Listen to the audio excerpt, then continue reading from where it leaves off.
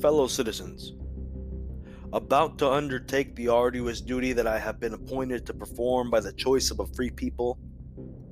I avail myself of this customary and solemn occasion to express the gratitude which their confidence inspires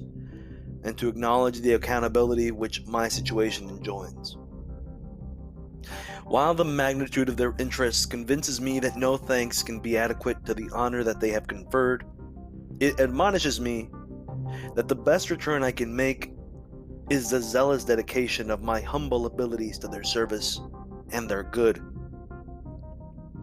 As the instrument of the federal constitution, it will devolve on me for a stated period to execute the laws of the United States, to superintend their foreign and their confederate relations, to manage the revenue,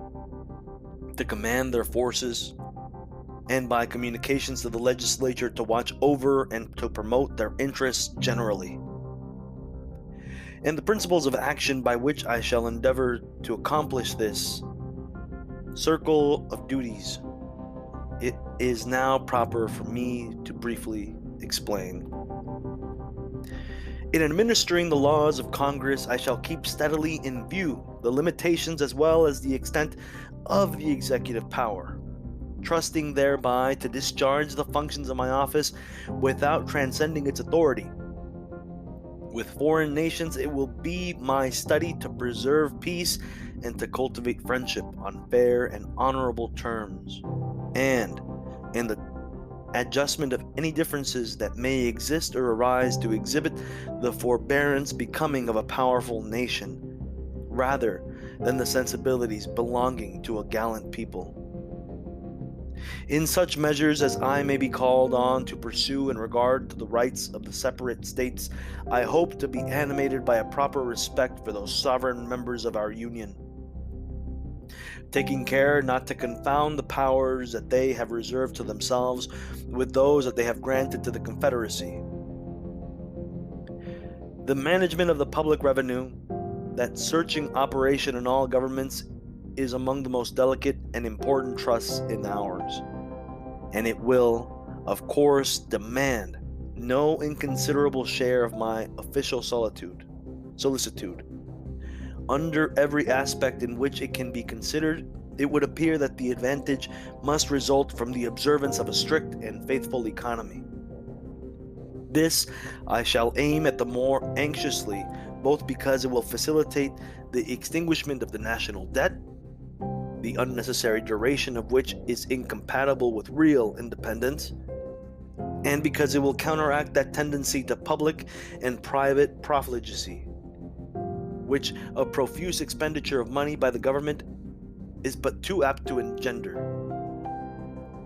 Powerful auxiliaries to the attainment of this desirable end are to be found in the regulations provided by the wisdom of Congress for the specific appropriation of money and the prompt accountability of public officers. With regard to a proper selection of the subjects of impost with a view to revenue, it would seem to me that the spirit of equity, caution, and compromise in which the Constitution was formed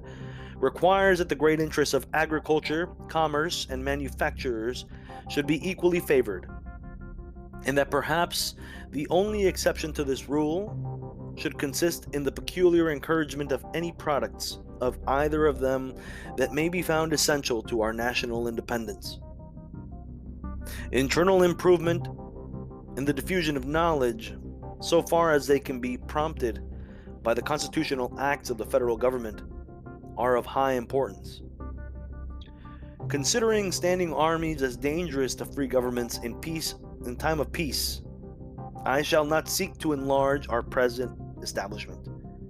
nor disregard that salutary lesson of political experience which teaches that the military should be held subordinate to the civil power.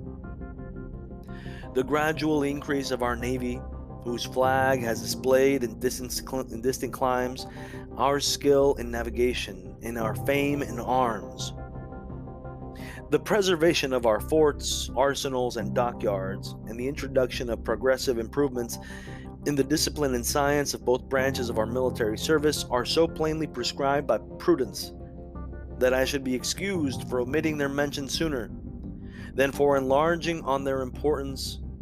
But the bulwark of our defense is the national militia, which in the present state of our intelligence and population must render us invincible. As long as our government is administered for the good of the people and is regulated by their will, as long as it secures to us the rights of person and of property, liberty of conscience, and of the press, it will be worth defending. And so long as it is worth defending, a patriotic militia will cover it with an impenetrable aegis. Partial injuries and occasional mortifications we may be subjected to, but 1,000,000 of armed freemen, possessed of the means of war, can never be conquered by a foreign foe. To any just system, therefore, calculated to strengthen this natural safeguard of the country, I shall cheerfully lend all the aid in my power. It will be my sincere and constant desire to observe toward the Indian tribes within our limits a just and liberal policy, and to give that humane and considerate attention to their rights and their wants, which is consistent with the habits of our government and the feelings of our people. The recent demonstration of public sentiment inscribes on the list of executive duties, in characters too legible to be overlooked, the task of reform, which will require particularly the correction of those abuses that have brought the patronage of the federal government into conflict with the freedom of elections, and the counteraction of those causes which have disturbed the rightful course of appointment and have placed or continued power in unfaithful or incompetent hands. In the performance of a task thus generally delineated, I shall endeavor to select men whose diligence and talents will ensure in their respective stations able and faithful cooperation, depending for the advancement of the public service more on the integrity and zeal of the public officers than on their numbers. A diffidence perhaps too just in my own qualifications will teach me to look with reverence to the examples of public virtue left by my illustrious predecessors, and with veneration to the lights that flow from the mind that founded and the mind that reformed our system. The same diffidence induces me to hope for instruction and aid from the coordinate branches of the government, and for the indulgence and support of my fellow citizens generally. And a firm reliance on the goodness of that power whose providence mercifully protected our national infancy and has since upheld our liberties in various vicissitudes, encourages me to offer up my ardent supplications that He will continue to make our beloved country the object of His divine care and gracious benediction.